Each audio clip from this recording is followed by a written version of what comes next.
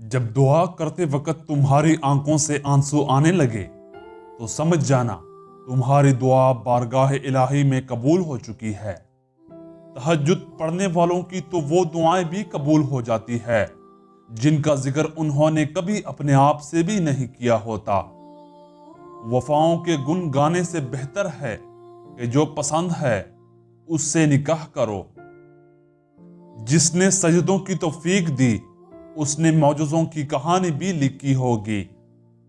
اللہ سے اپنا رشتہ اتنا مضبوط کرو کہ تمہیں کسی کے سہارے کی طلب ختم ہو جائے۔ اللہ سے مانگنے کے بعد مشکل یا ناممکن کا گمان نہیں رکھتے، صرف یقین سے تعلق مضبوط کرتے ہیں۔ اللہ دیکھ رہا ہے کہ آپ کتنی اذیت میں ہیں اور کتنی مشکل سے صبر کو قائم رکھا ہوا ہے۔ دیکھنا بہت جلد وہ آپ کو سکون سے نوازے گا اور آپ کے صبر کا پل ضرور عطا کرے گا۔ اللہ تمہیں تہجد تک لے آیا ہے، اس کا مطلب یہ ہے کہ اللہ تم سے راضی ہے، اور تہجد کا مطلب محبوب کو مانگنا نہیں بلکہ اللہ سے اللہ کی محبت مانگنا ہے۔ انسان ہر چیز کے بغیر رہ سکتا ہے لیکن اللہ کی محبت کے بغیر نہیں رہ سکتا۔ اور اگر کسی دن درد زیادہ ہو جائے تو شکایت مت کرنا، بس یہ کہنا کہ میرا رب بہت بڑا ہے۔ رسول پاک صلی اللہ علیہ وسلم نے فرمایا، بے شک ہر نماز اپنے سے پہلے والے گناہوں کو مٹا دیتی ہے۔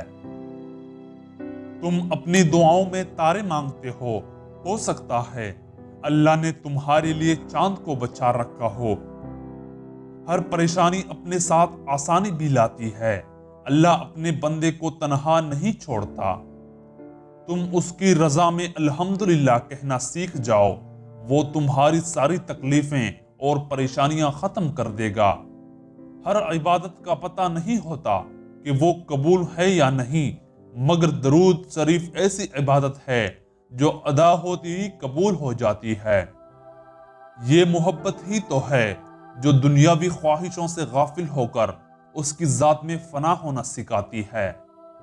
تہجد کے وقت انسان اللہ کے بہت قریب ہوتا ہے، اتنا کہ اپنی ہر دعا پوری کروا سکتا ہے۔